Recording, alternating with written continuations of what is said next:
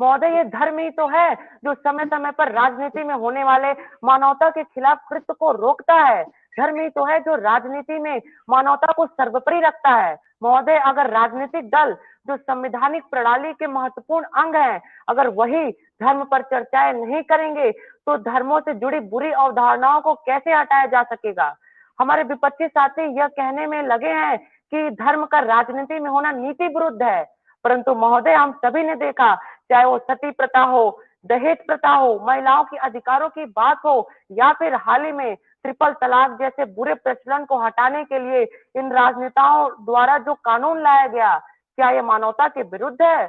महोदय, अगर वैश्विक स्तर की बात करें तो चाहे ब्रिटेन हो जहां धर्म का प्रभुत्व है, चर्च का प्रभुत्व है, या फिर अमेरिका जहां पर के धर्माध्यक्ष वहां के परमाणु हथियारों पर भी अपने विचार व्यक्त करते हैं, चाहे इजराइल, इजिप्ट, सीरिया जैसे अनगिनत देश हैं जहां धर्म और राजनीति का एक अनोखा तालमेल देखने को मिलता है। महोदय, धर्म अंतर्राष्ट्रीय स्तर पर देशों के बीच संबंध बनाने के लिए एक साझा क्षेत्र तैयार करता है, जैसे कि इस्लामिक सहयोग संगठन जिसके 56 देश सदस्य हैं जो मिलकर के अपने धर्मों का प्रचार प्रसार करते हैं। महोदय, यहाँ पर बात हो रही है सांप्रदायिक दंगों की, तो मैं इस बात पे सदन का ध्यान लाना चाहूंगा कि ये सभी जो सांप्रदायिक दंगे होते हैं इसके पीछे का मूल कारण है धार्मिक निरक्षरता। महोदय, अगर हम लोगों को धार्मिक शिक्षा प्रदान करें, जैसा कि उच्चतम न्यायालय ने सारा बानो केस में भी कहा था, तो धार्मिक शिक्षा से इन सभी दंगों को रोका जा सकता है।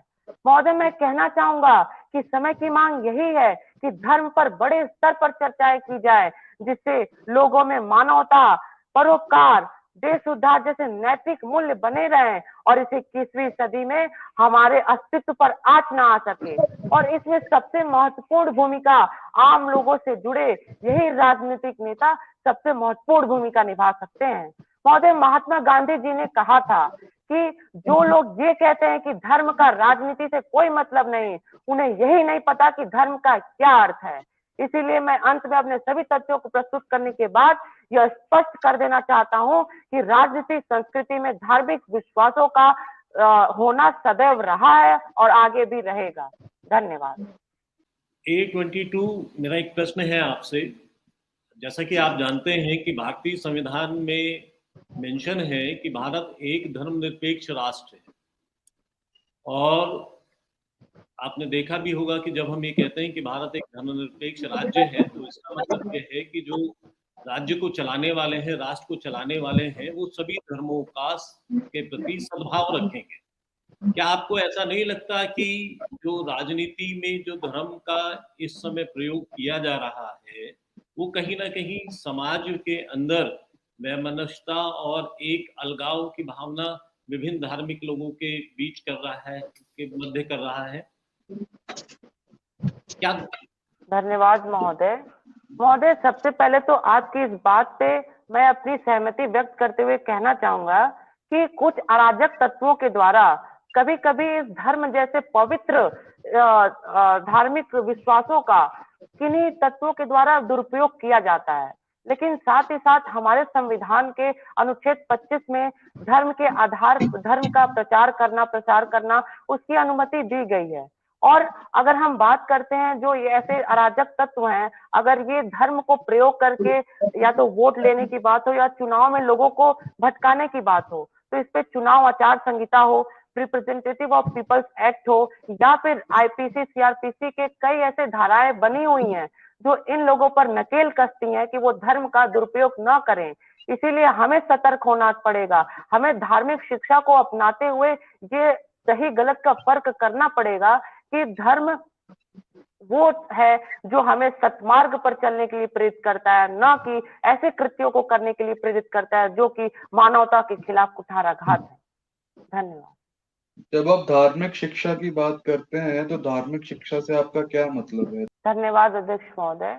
महोदय, मैं यही कहना चाहूंगा कि धार्मिक शिक्षा से मेरा यही अर्थ है कि ये पहले तो ये वैकल्पिक रखा जाए सभी विद्यालयों में। दूसरी बात, अगर धार्मिक शिक्षा हम बता रहे हैं तो हम बच्चों को ये समझाएं कि सभी धर्म एक ही मार्ग पर चलने के लिए हमें प्रेरित करते हैं। ये जो धर्म के आधार पर बंटवारे होते हैं, ये सब चीजें कैसे धर्म की वजह से नहीं है, यही हमें बताना है। धर्म हमें अलग अलग मतभेदों में, अलग अलग वर्गों में बांटने के लिए नहीं प्रेरित करता, जबकि धर्म का यही एक मार्ग है। चाहे हम दुनिया के किसी भी धर्म की बात करें, परोपकार सर्वप्रथम धर्म होता है। इसीलिए हमें सबसे पहले तो सभी के अंदर ये बातें रखनी पड़ेगी कि धर्म हमें लोगों को बांटने के लिए नहीं, बल्कि लोगों को एकजुट करने के लिए धर्म है, और इसकी यही परिभाषा है। आपकी बात समझ आ गई हमें, शुक्रिया। ओके, आपने बहुत अच्छा बोला। थैंक यू, थैंक अच्छा, एक मिनट, अभी जैसे आपने कहा कि हमें कुछ करना होगा इस बारे में कि ये हम इस तरीके का माहौल बन सके कि धर्म का इस्तेमाल राजनीति में बहुत अच्छी तरह से हो, तो कुछ मीन्स, कुछ जरिए आप सजेस्ट कर सकते हैं यहाँ पर कि इस तरह से किया जाए तो धर्म का इस्तेमाल राजनीति में बहुत अच्छी तरह से किया जा सकता है। जी, धन्यवाद अध्यक्ष महोदय। महोदय, अगर हम धर्म का सही तरह से अगर प्रयोग करना चाहते हैं, तो सबसे पहले तो संविधान को सर्वोपरि रखते हुए जो धर्मनिरपेक्षता की बात की गई है, उसको ध्यान में रखते हुए ही धर्म का प्रचार प्रसार करना है। धर्म का ऐसे नहीं प्रचार करना है कि किसी एक धर्म को हम दबाते हुए दूसरे धर्म को उभार रहे हैं। इस तरीके से कुछ ऐसे हमें मापदंड या फिर ऐसे लोगों के द्वारा जागरूकता फैलानी पड़ेगी, जिससे सभी धर्म एक साथ चलते हुए पूरे देश का, और जो हमारा सपना है विश्व गुरु बनने का, उसे पाने के लिए धर्म का राजनीति के साथ परस्पर सम्मेलन करते हुए चलना अत्यंत आवश्यक है। धन्यवाद।